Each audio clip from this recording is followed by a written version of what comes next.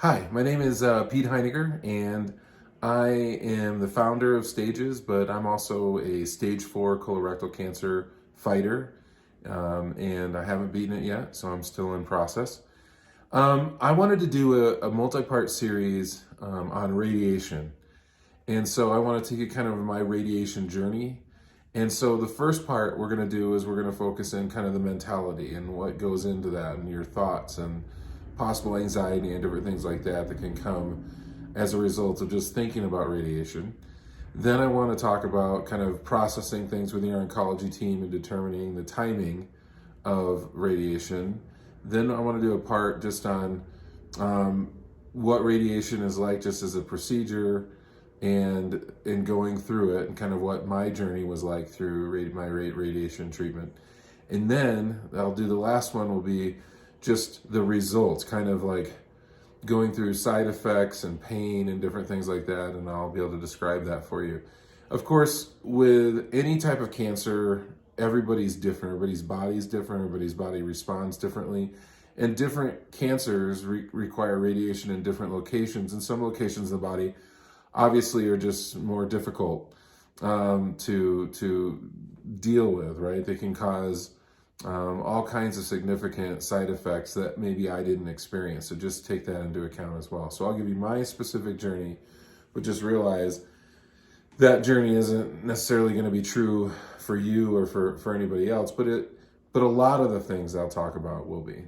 So let's get started with the first thing, and I think that's the mentality, right? The mentality, the mental strain that can come with the idea of radiation. I mean, first of all, if you have cancer or you're a caregiver for somebody with cancer and they're a loved one, just the news of, a diagnosis of cancer sends you on a whole journey of first, you're going to experience for the first time. How do I break the news to my kids? How do I break the news to my family? What does that mean for me? How long do I have to live? There's just all these firsts that you go through.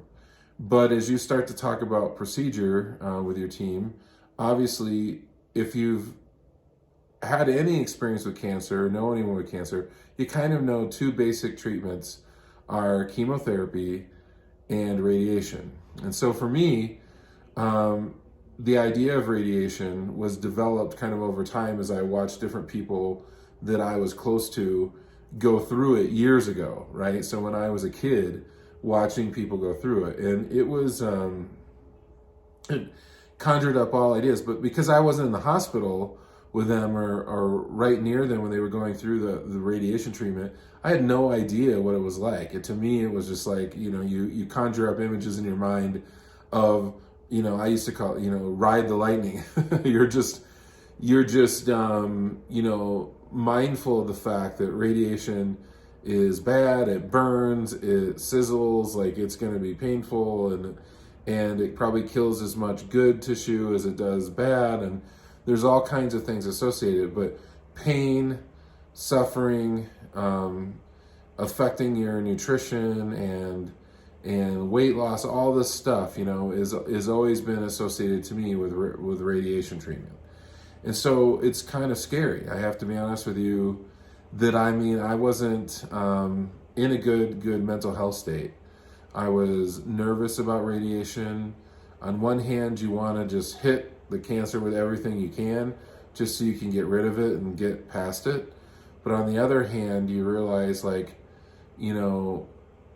this is going to be a bear, right? And so I think with colorectal cancer specifically, it's a little nerve-wracking, right? Because it's not like it's something that you don't use every day.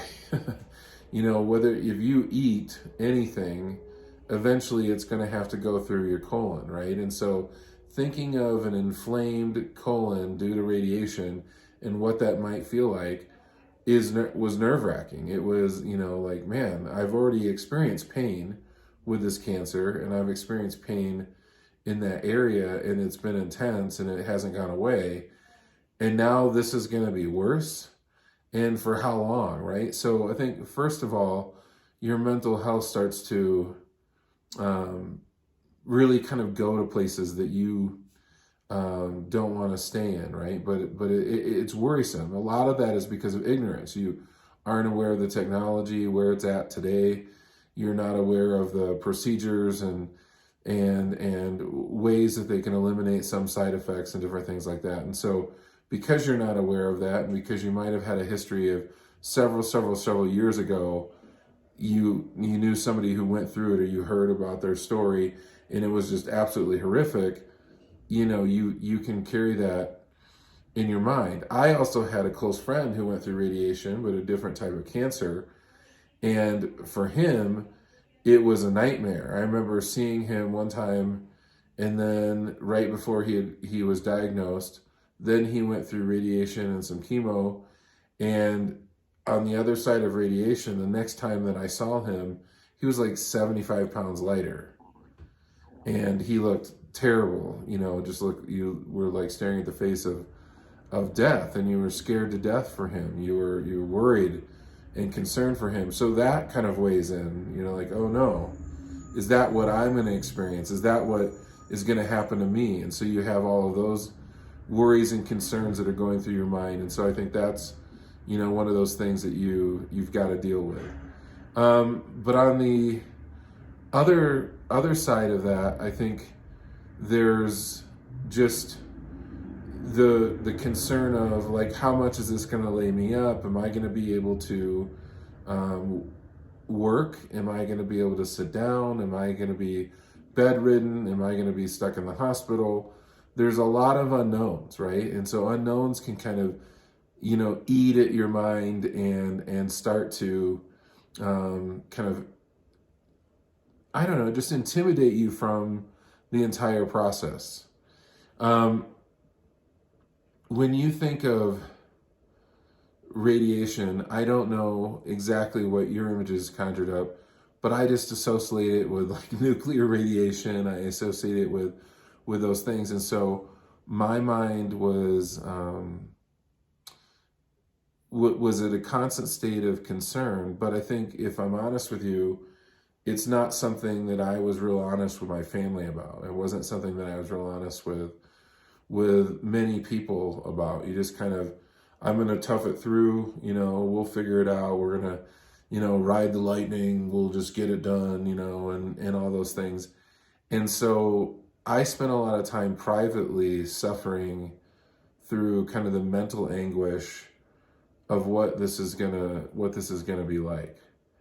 And that was real hard, because you kind of do that journey. It's kind of a your self-harm, right? I mean, really, in a certain way. You didn't bring anybody in of your friends or anyone to kind of help you through that. And so, because you've made that choice, or because I made that choice, then I'm stuck with just going it alone, right? And that's what I put myself in. I didn't have to be in that space. And I had friends asking, and I had friends saying stuff, and I usually just kind of used humor to kind of answer their questions.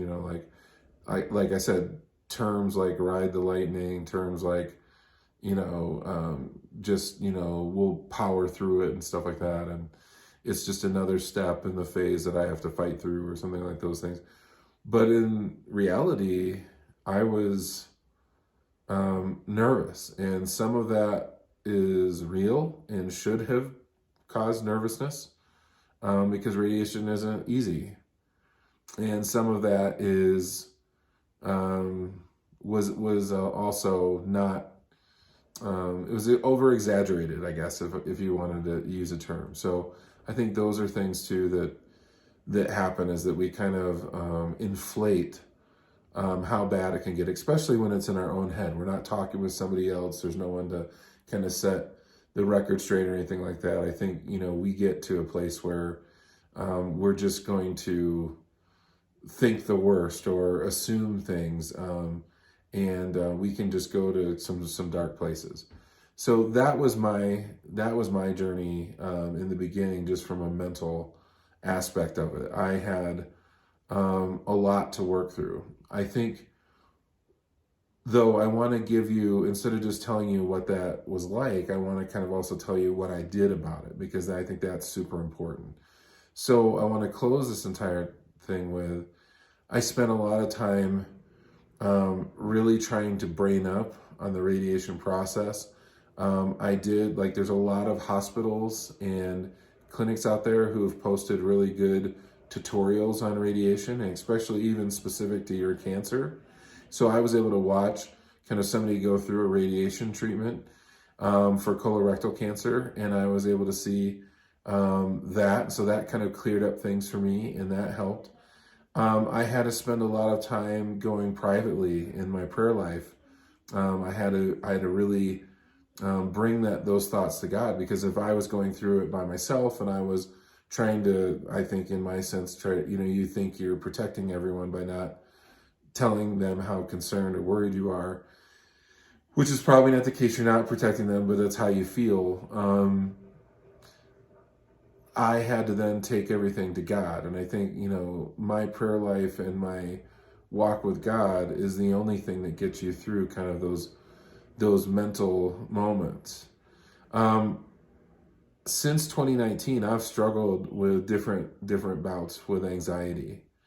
And I know for men, that's not often something that you want to talk about. You don't always want to talk about, anxiety or counseling or everything. But I went through several anxiety attacks, and they were terrible. I was up one time 72 hours straight because I was having some symptoms from a sickness that I had, and it was causing me to worry and be concerned, and then it led to sleep deprivation and all kinds of things. And so it's really hard to kind of admit, when you're going through an anxiety attack, because you've never had one in your entire life.